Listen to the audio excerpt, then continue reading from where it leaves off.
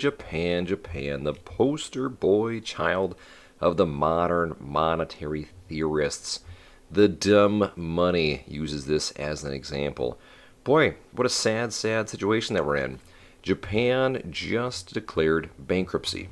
Now, I know that might be clickbait for some people. It says, no, Agabus, they did not declare bankruptcy. You're just using this as clickbait. Well, let's dive deeper into the plumbing and take a look and see what's going on. Over here at Coin Tribute, this is just a few days ago. If Japan goes bankrupt, the world will tremble. Japan is the third largest economy in terms of GDP and is on the brink of collapse with 274% debt on the books. If the trend continues, the problems will be terrible for the entire world. The Japanese are naturally upset about the situation, rightly so, because they are very import dependent on other countries.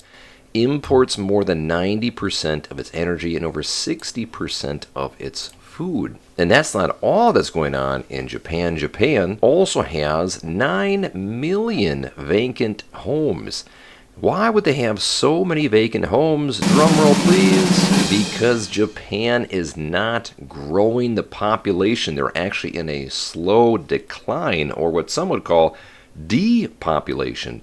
The birth rate in Japan has been declining for 8 years straight now. Now let's head back to the money because that's way more interesting. Now, a weak exchange, remember, is not always a bad thing. Cheaper currency makes a country's exports more affordable, meaning that it can sell more. But it doesn't mean that it can buy as much. But there's a limit to a weak currency and how much help it can provide. If the yen weakens to the point that the country can no longer pay for its food and fuel, it will quickly plunge into great poverty despite cheap exports. And what are they going to do? Well, if they need the money, they may sell assets. Let's take a quick look at that in just a second here. Now, great question. Why does the yen become so weak? Well, the obvious answer is because the money supply is expanding. And when the money expands in relationship to another country that doesn't expand as much, well, then it doesn't go so well. So Coin Tribute says when a country floats its currency, as Japan does, and fun fact, every country in the world does, the currency's value on the foreign exchange market is determined by supply and demand. In Japan's case, the supply of yen doesn't change much, so we're witnessing a decrease in demand. Dumb. Obviously, it'll continue on here to talk about the supply and demand, which is basic economics here. But this statement alone, that the supply of yen doesn't change much, let's do a quick fact check. Over here at Statistica.com, the value of currency in circulation plus deposits, as some would refer to as M1 in Japan from 2014 to 2023, which is almost a 10-year period. Well, would you look at those numbers? It has practically doubled in 10 years. What does that mean? That means the value of your house doubles in 10 years. That means the cost at the pump doubles in 10 years. That means fill in the blank is going to double in 10 years. So this currency free fall that they're having on their own and in relationship to the U.S. currency is a significant issue. Why is it a significant issue? Because Japan owns a boatload of U.S. debt. That's right.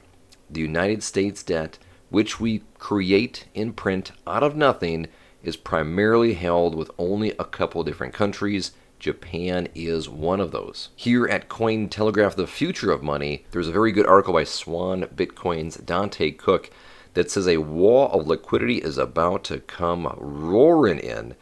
And when you talk about liquidity, let's talk about money. Swan Bitcoin head of business Dante Cook explained that this could spell disaster for Japan and the U.S., as Japan is the largest holder of U.S. treasuries. Only 4% of its forex reserves are in gold, and the rest is exclusively in U.S. debt. Dante believes that unless the U.S. intervenes to create some swap lines or some backdoor liquidity, Japan will be forced to sell its treasuries in order to prop up its currency. Boy, there will be so much money coming into the financial system if Japan starts dumping this dollar.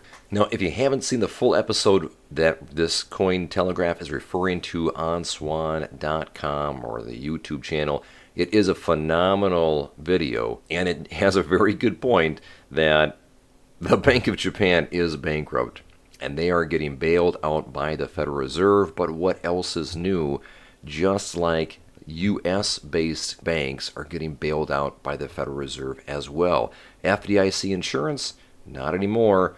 Everybody will now, with the precedent set last year, could get a full reimbursement for the money that's in the bank, which would create more risk in the banking sector because banks can now have more risk on their books knowing that they can get bailed out by the central bank. And I think this just proves so well that the money is broken. If you don't understand Bitcoin and you don't understand the plumbing of the financial system, take this as a huge warning and do your research. Thank you so much for listening all the way to the end. I appreciate it. If you want to help the channel out, hit the like button below, subscribe if you want to see more, and hit the bell notification to be notified every time I upload content. As always, stay inquisitive, stay informed, and we will see you next time.